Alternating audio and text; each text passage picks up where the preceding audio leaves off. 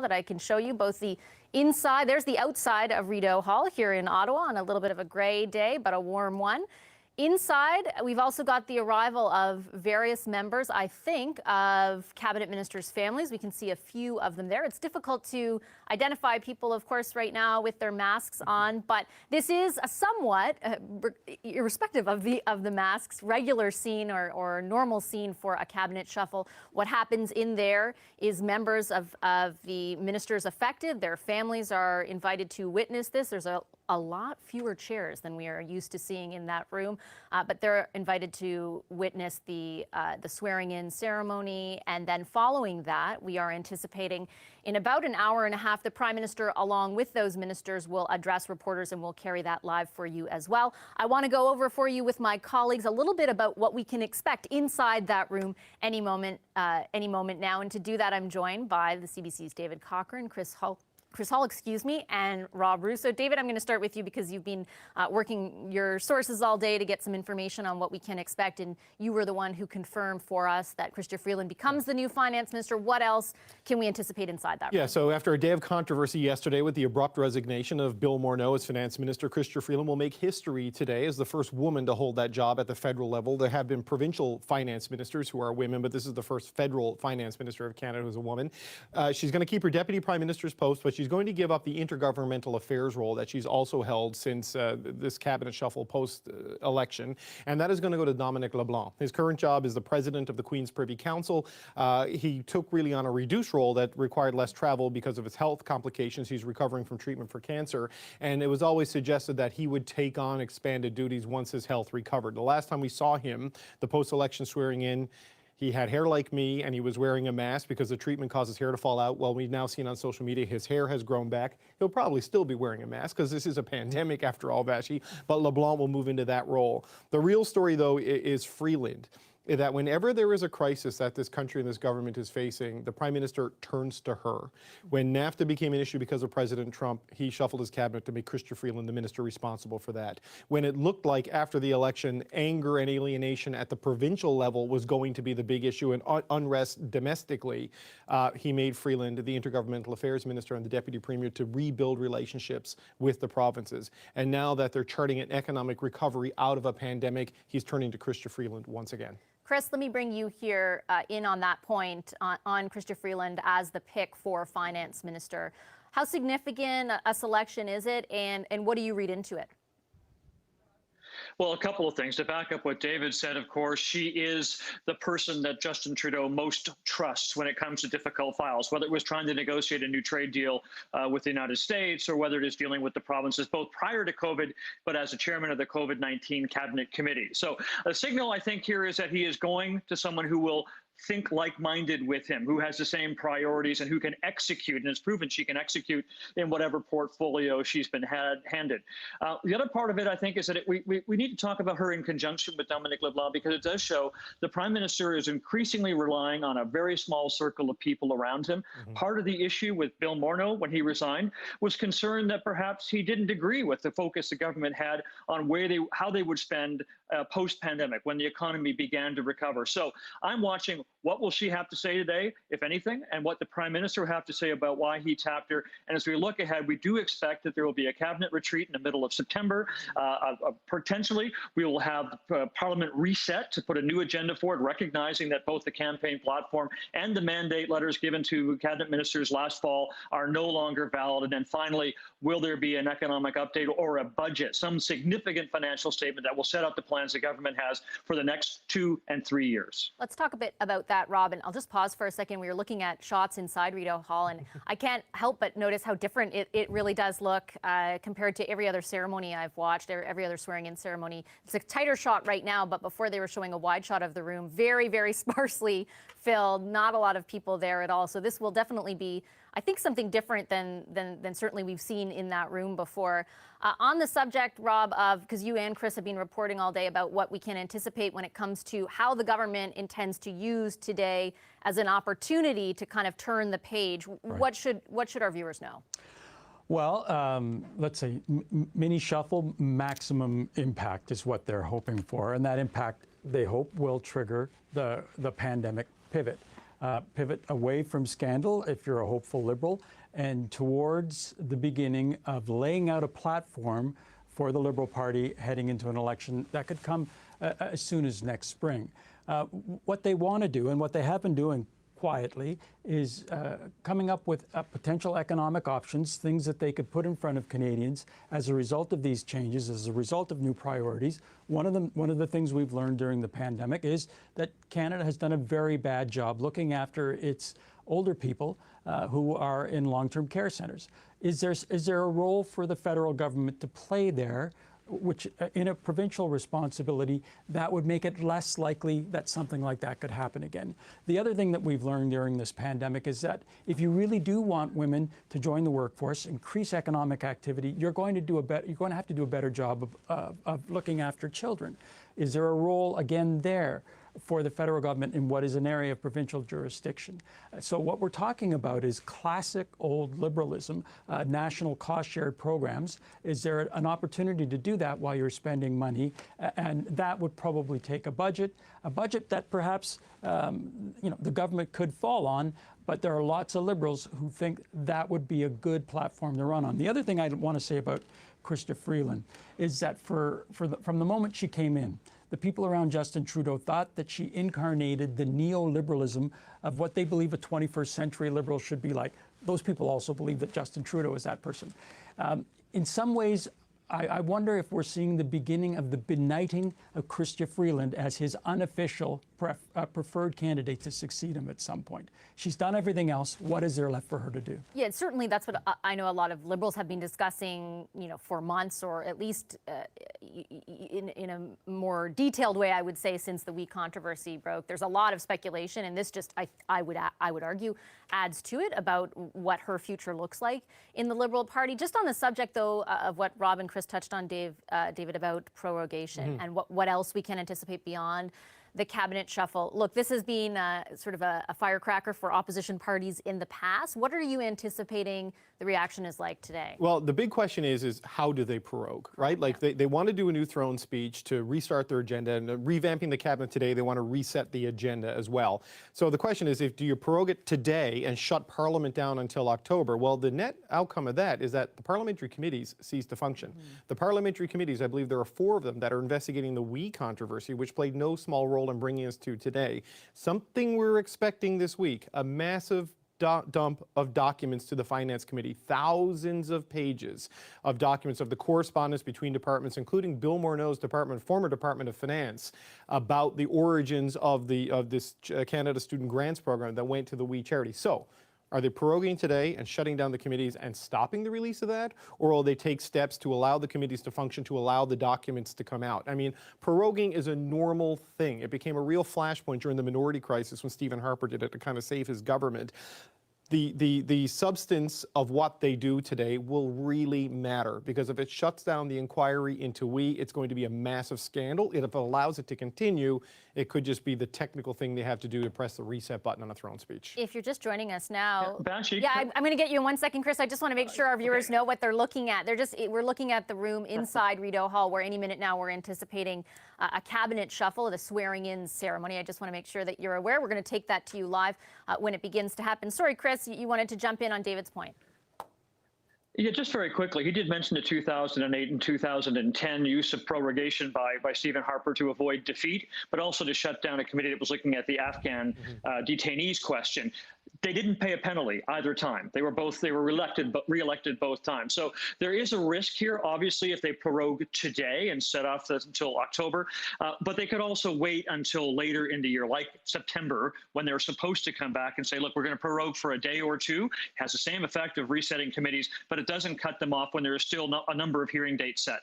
Yeah, I think it really will depend, and the reaction will depend. And I should probably explain, prorogation essentially means shutting stuff down until you open it again here on Parliament Hill. And Rob, it really does depend on the way in which it's used, as both David and Chris point out. If it looks like, or it's perceived that this is being used to shut down the investigations into their actions in the WE charity controversy, there'll be a certain reaction to it. If it's just a brief reset, there might be a different reaction. That's right. I mean, there have been prorogations that have lasted just a day or two in in Canada's history.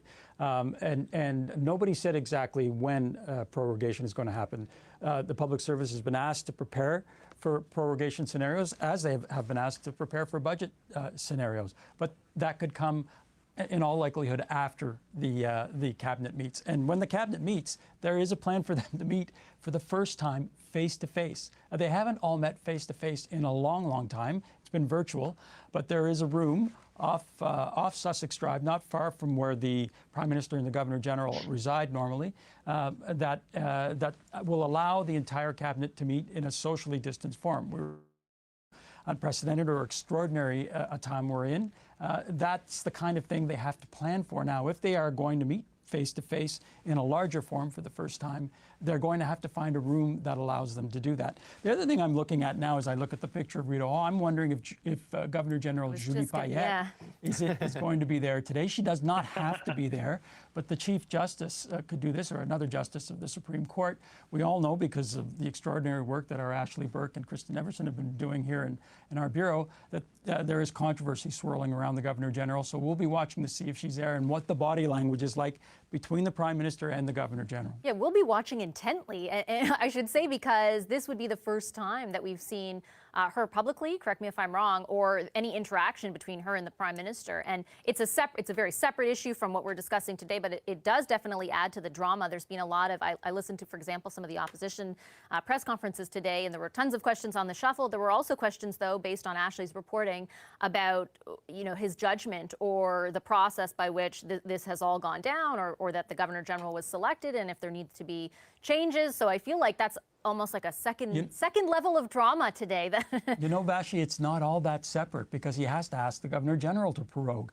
We have a wounded Prime Minister asking somebody who is under attack whether or not he can prorogue Parliament. We've seen in the past a wounded Prime Minister go and ask a Governor-General for that prorogation, only to have the Governor-General keep him waiting, cooling his heels far longer than he expected, while she deliberated long and hard about that decision. And I'm talking about Stephen Harper and Michaël Jean in 2008. I'm just looking really quickly, I'll get over to David in a second, at the room inside right now, where we are anticipating the ceremony to begin any moment. I did see Ian Shugart, the clerk of the Privy Council. He also testified before the same committee, of course, that the Finance Minister did, the Finance Committee, so he would be a fairly familiar face. He's kind of the top bureaucrat. He's present there. I have yet to see David, I don't know if you've seen her, but Julie Payette. No, and I'm trying to find out if she is in fact there. But what's interesting about her being there is that she is kind of symbolic of the questions about the Prime Minister's judgment that have, interwoven throughout the WE controversy, the SNC-Lavalin controversy. The way the government keeps getting itself into trouble by, rushing things and maybe having a little bit of a blind spot. She's kind of a human embodiment of that too. And normally, Vashi, we're allowed to get pictures of all the people arriving. That looks like Madame Payette right there. I see Christian. No, that's Chrystia Freeland. It's Chrystia Freeland right there at the front. I see Dominic LeBlanc expected to take over the Intergovernmental Affairs portfolio next to Ms. Freeland. There is the Prime Minister walking in, and I think that's Julie Payette. Yeah, that is the Governor-General, I believe. I saw the Prime Minister's wife. Well. This is the problem when we have tiny monitors in our and studio, masks. Vashi. I apologize. And masks. Yeah, I'm everyone's squinting. a bandit. Let's take a listen in for a moment. Le greffier du Conseil privé demandera maintenant à la gouverneure générale la permission de procéder.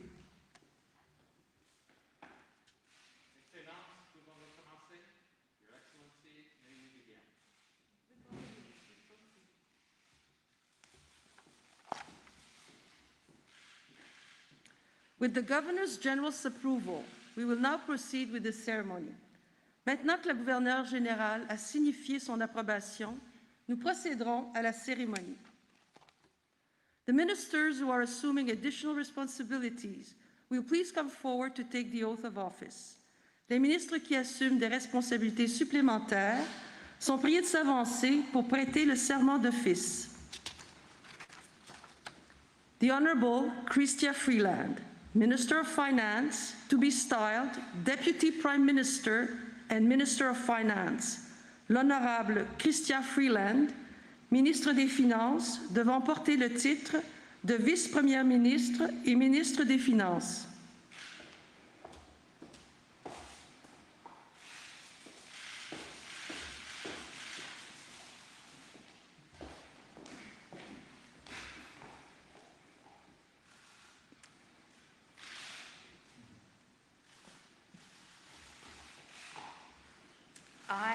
Chrystia Freeland, do solemnly and sincerely promise and swear that I will truly and faithfully, and to the best of my skill and knowledge, execute the powers and trusts reposed in me as Deputy Prime Minister and Minister of Finance. So help me God. Moi, Chrystia Freeland, je Freeland, do solemnly and sincerely promise and swear that I will truly and faithfully, and to the best of my skill and knowledge, execute the powers and trusts reposed in me as Deputy Prime Minister and Minister of Finance.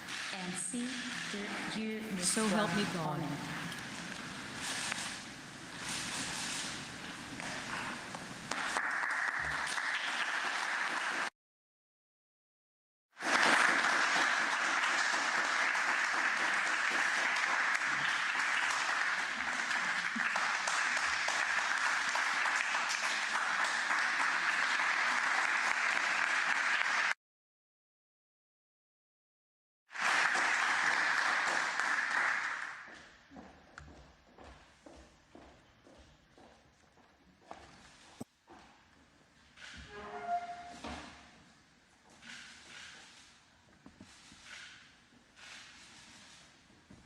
You're looking inside Rideau Hall right now. That's Chrystia Freeland signing, making it official. She is now not only the Deputy Prime Minister of this country, but the Minister of Finance as well. You saw there she is getting a round of applause from the socially distanced crowd who have amassed, including some members of her family.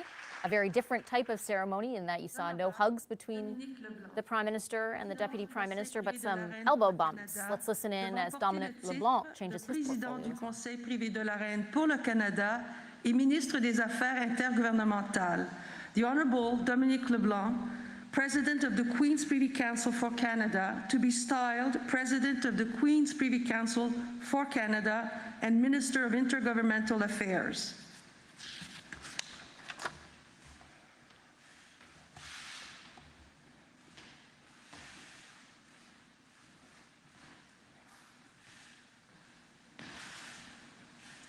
Moi, Dominique Leblanc, je promets Dominique Leblanc, do solemnly and sincerely promise and swear that I will truly and faithfully, and to the best of my skill and knowledge, execute the powers and trusts reposed in me as President of the Queen's Privy Council for Canada and the Minister of Intergovernmental Affairs.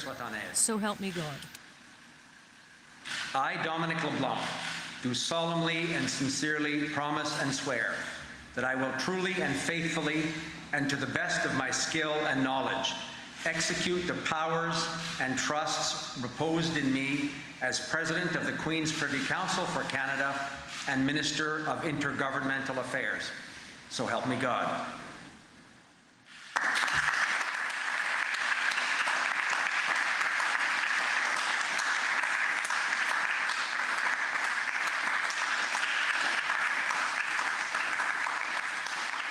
That is the newly minted Minister of Intergovernmental Affairs, Dominic LeBlanc, giving a little bit of an elbow bump to both the Prime Minister and the Governor General. He'll sign the book ahead of him there and make it official as well, just like Chrystia Freeland did before him. You're looking inside Rideau Hall at the swearing-in ceremony for two cabinet ministers who take on different and/or additional portfolios. Chrystia Freeland adds to her position as Deputy Prime Minister the role of Minister of Finance, and she hands over to Dominic LeBlanc the portfolio of Intergovernmental Affairs, which is a fancy way of saying he will now manage the relationship between the federal government and the provinces. Général apposera sa signature sur le registre des serments. And here we see Governor General Julie Payette playing her role in this ceremony. Of course, The Governor General has been under intense scrutiny following a series of reports from my colleagues Ashley Burke and Kristen Everson around things ranging from her relationship with to the RCMP, her security detail, as well as costs that her office have incurred for additional privacy measures and a whole host of other behaviors towards employees. So a very interesting setting for all of this here at Rideau Hall. She plays a big part in a ceremony like this and has in The in Prime past Minister cabinet shuffles. will now sign the oath book. Le Premier ministre apposera maintenant sa signature sur le registre des serments.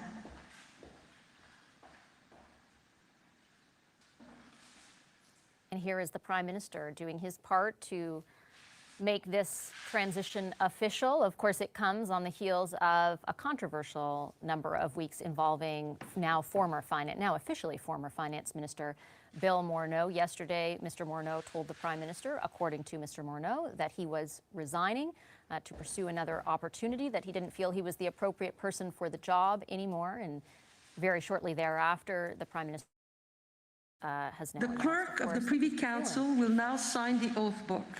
Le greffier du Conseil privé apposera maintenant sa signature sur le registre des serments.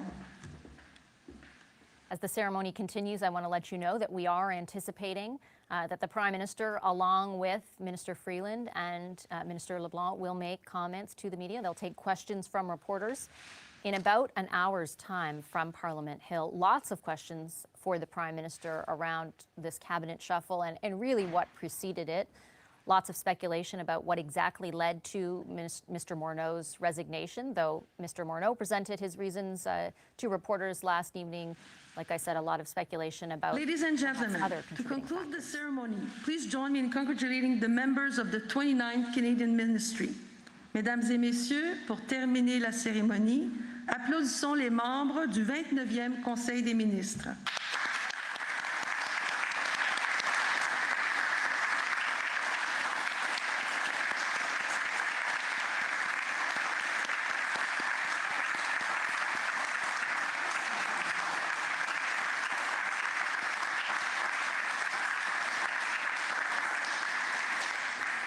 Thank you for being here at Rideau Hall today.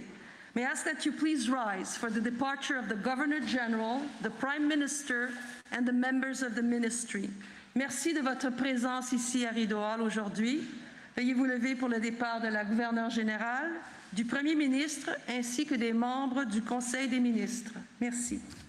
And that concludes a brief but very significant cabinet shuffle here in the nation's capital. Leaving the building there behind the Governor General, Julie Payette, is the Prime Minister alongside his wife, Sophie Gregoire-Trudeau, the new Minister of Finance and the Deputy Prime Minister, Chrystia Freeland, and then finally Dominic LeBlanc, the new Minister of Intergovernmental Affairs, followed by some members of both of their families. A sparsely attended ceremony, more sparsely attended than you would anticipate, but not in these circumstances. Of course, you saw the masks and the elbow bumps. This was a cabinet shuffle in the era of a pandemic, and you could certainly see the visual representation of that. Standing alongside me, watching that all unfold, are my colleagues, David Cochrane, Chris Hall, and Rob Russo. David, I'll start with you. No big surprises there. You had confirmed all of this for a number of hours, but certainly a sight to see. Yeah, it was a very sterile and surreal kind of cabinet swearing in. Normally, this is a day of big crowds, big smiles, big hugs, big handshakes. And there were no obvious smiles because they're all behind the masks and very sparsely attended, some elbow bumps and no real obvious signs of joy, which is perhaps appropriate considering the circumstances under which all of this is happening, right? The real big day of controversy yesterday with the abrupt departure of Bill Morneau and now scrambling to sort of revamp the cabinet and rebuild it. The big questions we still have are unanswered. We know the finance minister is, we know who's taking the intergovernmental affairs job. What exactly does the prorogation of Parliament mean, and what does that do to the WE ethics investigation and the WE controversy and the release of all of those documents that I know opposition parliamentarians in particular are counting on getting as soon as possible? We keep asking, we keep getting told that the Prime Minister will make all of this clear at 3:30 when he speaks at West Block, and nobody wants to scoop or preempt him in terms of what he's going to say. So the details of the prorogation plan and what that does to the ethics investigation, We'll have that in an hour, and that may very well be the most important bit of news we get today. Well, our audience will have that in an hour, too, because we're going to carry the full press conference with the Prime Minister and whomever joins him, including Minister Freeland or Minister LeBlanc, as soon as that happens in an hour's time. Chris, you've seen a number of swearing-ins throughout your career. What stuck out for you in this one? Well, a couple of things. Obviously, the size of it. I saw the Chief of Staff to Chrystia Freeland, Jeremy Broadhurst in the background, and I think that's kind of the limit of what they put on for membership in this, or for invitations to this. Looking ahead, a couple of things that I think are really important to weigh. One is, will Chrystia Freeland prove to be someone who is in lockstep completely with the Prime Minister when it comes to laying out a financial plan for recovery and the priorities that he would like to see, this transformative change that we've heard so much about, investing in areas like childcare and in long-term facilities. And then intergovernmental affairs. Chrystia Freeland was not, if not popular, she was certainly respected. Doug Ford, the Premier of Ontario, for example, talked about his real joy of working with her and the fairness that she brought to the table. Dominic LeBlanc has been in this position before, maybe a bit more hard-nosed. He's a longtime childhood friend of the Prime Minister, would also have his ear. Interesting to see what kind of role he adopts for himself as the government federally here continues to try to work with the provinces to address particularly the healthcare problems that were exposed during the COVID-19 pandemic. Yeah, it's a great point about intergovernmental affairs and the relationship with the provinces. I listened to Doug Ford, the Premier of Ontario, as you referenced, Chris, his press conference not too long ago, and he was asked about Freeland's appointment to this role, and he had, like, you would think there's no bigger fan of Chrystia Freeland than Doug Ford. He had nothing bad to say. I think he said at one point there's no better person for the role. He also wants some money for a number of transit programs, as he pointed out. But it certainly echoed things that he has said throughout the pandemic. And she had smoothed over some particularly tough bridges to smooth over, or tough gaps to smooth over with some premiers. I'm thinking, for example, of Jason Kenney over in Alberta and Doug Ford in Ontario following a very tumultuous election. So it will be interesting to see, I think you're right, how Dominic LeBlanc handles all of this. Rob, when you look at the sort of first two people that the Prime Minister selected to try and turn the page on what's happened with the Finance Minister and everything that preceded it, when you look at Dominic LeBlanc and Chrystia Freeland, what about that sticks out to you? What should we know about their relationship to this Prime Minister? Well, I would imagine that they will be called upon to be the challenge function that has been missing, it seems, during the WE scandal. People that the Prime Minister can turn to and say, okay, pay me the compliment of being blunt. What have I done wrong here? What am I about to do wrong? Tell me. I'm listening. Those are very important functions to exercise, very important in a cabinet system. Hasn't always been there in the last cabinet. I was struck by one other thing. We talked about Dominic LeBlanc's challenge. Absolutely true. Even public servants around those premiers are surprised and actually quite delighted at the federal government's response to provincial needs in the form of Chrystia Freeland. That'll be a tough act to follow. But Chrystia Freeland also has a challenge, not just a fiscal and economic challenge. We'll get to that in a second. But she has a challenge inside of her own government. Part of the criticism leveled at Bill Morneau was that he was not exactly a bridge builder when it came to caucus. I'm not sure that the same accusation can't be leveled against Madam Freeland. There are people who would have liked to have had more access to her and didn't feel like they got enough in the caucus room. I think that that's an area where people will be watching. And if she does have ambitions beyond being the Minister of Everything, she's going to have to work on that. The last thing that I was struck by today is that this is not the way these people anticipated they would be coming back to work after vacation. The Prime Minister had taken a couple of weeks off. You know, the first day you get back, you want to go through your email and set priorities. He came back and he had his Finance Minister resign. We shouldn't forget that this moment of protocol and minimal pageantry was born out of a political crisis, in the middle of an economic crisis, in the middle of a health crisis. This is not over. They have a lot of very, very difficult days ahead of them. Yeah, I think it's a good point to underscore, David, that this was very ceremonial and it was interesting to look at given it's in the middle of a pandemic. But when you talked about it being sort of sterile and a little bit different in its feeling, it reminded me of the difference between the cabinet shuffles that occurred during SNC versus other ones, right? Where it's like weekly cabinet these are not necessarily by choice. They're kind of forced upon in a way, whether by his own doing or otherwise, the Prime Minister. And there is that feeling to them. There was also stuff at play here, clearly, that led to this event. Yeah, I mean, he came back his first day back to school, and his finance minister said, "I'm leaving and I'm going somewhere else," and he quit, and then forced these changes. And anyway, and also on a positive note, it's good to see Dominic LeBlanc back and looking healthy, considering everything he went through in the run-up to this on a very human level. The interesting thing now is, you talked about Doug Ford, who appears to have like a picture of Chrystia Freeland in his locker. There's that kind of an affection and relationship building there. She has been a big part of the First Minister's table with the almost weekly calls that the prime ministers have with the premiers. She's now going to move to the finance minister's table, where they have also semi-regular calls. That is going to be interesting because she's still going to be a big part of the rebuilding of the relationship with the provinces, which she has done a very good job of. Now she has a bag of money when she sits down with them. She is the person who controls the purse strings for the transit project that Doug Ford wants, for the support for the offshore oil sector that Premier designate Andrew Furey in Newfoundland and Labrador is looking for. And also Dominic LeBlanc is someone who works well with, on a basic political level. He is probably one of the best, handshaking or elbow bumping as it is now, sort of networking political operatives in the cabinet. So that's an important thing to have in terms of smoothing over relations and having good political conversations at the federal provincial table, because one of the successes of the pandemic response has been the lack of federal provincial partisanship. It's been set aside, they've been able to work together. It has not been perfect, but that sort of infighting that could have really derailed it wasn't part of it. And, jumping back to Rob's point about Freeland maybe not necessarily being super accessible to the caucus. It's a very legitimate point. The difference I would point out between her and Bill Morneau is she also hasn't been a problem for the government at times. There's been no controversy around her, no ethics violations around Chrystia Freeland.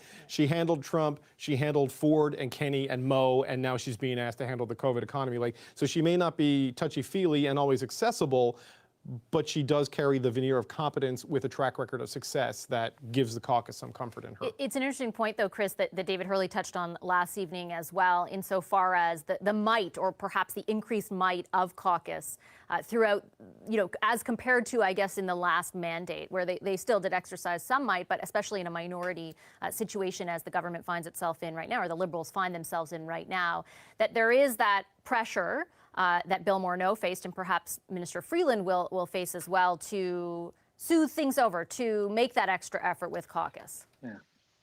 Yeah, just remember that the finance minister, only an hour or so before he appeared before the finance committee on the WE issue, informed the prime minister that he'd had to cut a check for $41,000 that he had not paid in terms of expenses for traveling on WE-sponsored trips. He never told members of the committee, the Liberal members of the committee. They first heard about it in his opening statement, and that just sort of cemented the idea he never was a regular attendee at caucus, and that people felt like he was removed from them. The flip side for Chrystia Freeland, she is a very effective communicator. The other big knock against Bill Morneau is that he wasn't really very political. He wasn't good at giving non-scripted answers to questions during interviews. So these are important matters to take into account. So we'll see. Chrystia Freeland has political capital. She now has political money to spend. She will be able to make decisions, I think, in a way that doesn't require the kind of running it past the prime minister's staff in the way that we have seen so many other ministers have to do. And we've heard so many complaints behind the scenes about the kind of control that the center, the prime minister's office, has executed over the various ministries. Rob, final point before I take a quick commercial break, or final question to you.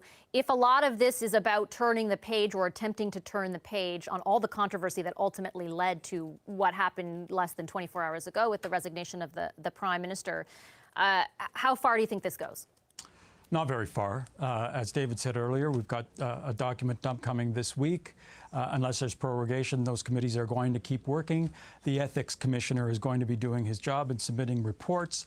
The prime minister and the outgoing finance minister, Mr. Morneau, have essentially admitted that they broke the ethics law. So this won't go away. What we don't know, what we cannot assess now, is whether or not the stench of that fills the nostrils of voters to the point that they want to reject the Liberal Party. That's for the future to determine, but no, it's not going to go away anytime soon. You all have such a way with words. I didn't think I'd be talking about nostrils, but I think I actually misspoke. My control room is telling me that I said the resignation of the prime minister, not finance minister. Whoops, I meant finance minister. You made Pierre Poilievre perk up. My apologies, yeah. I am going to take a quick commercial break, but we've got a lot more reaction to this cabinet shuffle coming up. And we also are standing by to take you live to a press conference from the Prime Minister in less than an hour's time from here on Parliament Hill. I'm Vashi Capellos. We're back in just 2 minutes here on this extended edition of Power and Politics.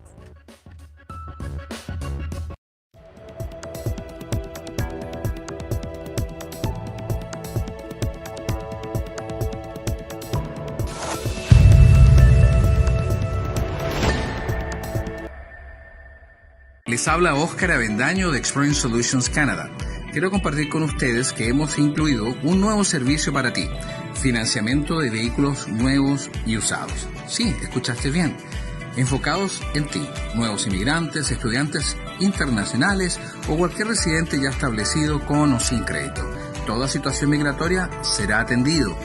Por favor, llámanos al 905-920-2143 y comienza a conducir tu carro ahora.